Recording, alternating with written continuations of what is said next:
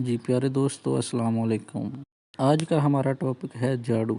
میری یہ ویڈیو اعلیٰ طبی اصولوں کو مد نظر رکھتے ہوئے بالخصوص ایسی خواتین کے لیے بنائی گئی ہے جو موٹاپے اور جوڑوں کے درد میں مبتلا ہیں۔ اگر کسی بے ذوق شخص کو اختلاف ہوتا ہے تو ہوتا رہے میری بلا سے، کیونکہ زیادہ تر باذوق لوگ ہی میری تحریر اور میری ویڈیوز دیکھا کرتے ہیں۔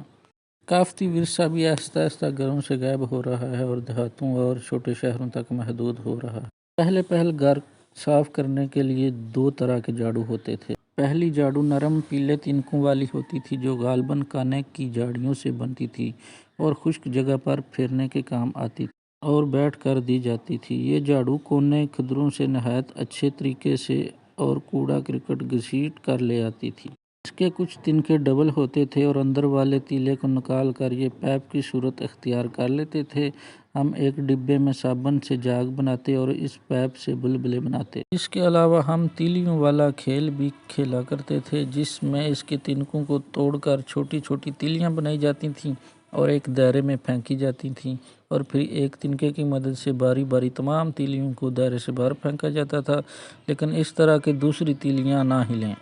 یہ جھاڑو لال بیگ، چوہے اور چھپکلیاں مارنے کے کام بھی آتی تھی، اور ماں بدولت تو چھپکلیوں اور چوہوں کے خاص دشمن تھے۔ پیلی جھاڑو کا زنانہ فائدہ یہ بھی تھا کہ اکثر بچیوں کے کانوں کو چھدواتے وقت ٹاپس کا کام بھی دیتی تھیں۔ اس کے علاوہ جیسے ہی آندھی کی آمد ہوتی تو ہم سب دیوانہ وار جھاڑو کی تلاش میں نکلتے کہ اس سے کسی وزن دار چیز کے نیچے دبا دینے سے آندھی نہیں آئے گی، لیکن میں ہمیشہ اسی آزاد کر دیا کرتا تھا کہ گرمی کی شدت میں کمی تو آئے گی۔ اب وہ کالی اور لال آندھیاں دیکھتے بھی مدت ہوگی۔ ہاں، البتہ متحدہ عرب امارات کے ریگستان میں پالا پڑتا تھا ان آندھیوں سے۔ ویسے اب یہ جھاڑو ماربل ٹائلز والے گھروں میں نظر نہیں آتی ہے، بلکہ شہروں میں شاید ہی کوئی استعمال کرتا ہو، ورنہ ملازمین انکار کر دیتی۔ اور اس معلوماتی ویڈیو کے دوران ایک چھپکلی بھی شکار کی ہے جس کی میں تصویر ڈال رہا ہوں۔ اکثر لوگ اسے توڑ کر کانوں میں بھی مارتے تھے، بلکہ ہنگامی صورتحال میں خلال کے طور پر بھی استعمال ہوتی تھی۔ بچوں کی پٹائی کرنے کے کام بھی آتی تھی۔ بچپن میں اس کا تنکا دوسرے بچوں کے کان میں پھیر کر بھی تانگ کیا جاتا تھا۔ یہ جھاڑو پرانی اور چھوٹی ہو کر بیت الخلاء کے باہر رکھ دی جاتی تھی، اور کیا کام کرتی تھی وہ نہیں بتاؤں گا، کیونکہ یار دوست کہتے ہیں تیری ہر ویڈیو میں غلاظت کا ذکر ضرور ہوتا ہے، اس لیے خاموشی سے ہی سمجھ جائیں۔ ویسے آخر میں جمعدار صاحب اس جھاڑو کو اپنے لیے مانگ لیتے تھے۔ اب اللہ ماری پھول جھاڑو آ گئی ہے اور کام والی اس طرح فرش پر پھیرتی ہے کہ فرش کو چوٹ نہ لگ جائے۔ یقین کریں یہ نگوڑی جھاڑو صرف کاغذ کے ٹکڑوں کو سمیٹتی ہے اور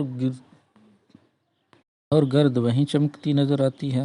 یہ خراب ہونے کے بعد کسی کام نہیں آتی، صرف پھینکنے کے کام ہی آتی ہے۔ اب بتاؤ یار، کبھی گند بھی نرمی سے نکلا ہے؟ یہاں تک کہ پہل دھوبی بھی کپڑوں کو مار مار کر ان کی میل نکالا کرتے تھے، تو یہ پھول جھاڑو خاک کام دے گی۔ چھپکلی تو چھوڑو، یہ پھول جھاڑو مکھی تک نہ مار سکے اور بچوں بڑوں کے کسی کام بھی نہیں آتی۔ اب میں بتاؤں گا کہ پھول جھاڑو کا سب سے بڑا نقصان ہوا کیا۔ ہوا یہ کہ خواتین جو کبھی بیٹھ کر جھاڑو لگاتی تھیں، ان کی اچھی خاصی ورزش ہونے کے ساتھ ساتھ جوڑ بھی مضبوط رہتے تھے اور کمر درد کی شکایت بھی نہیں ہوتی تھی۔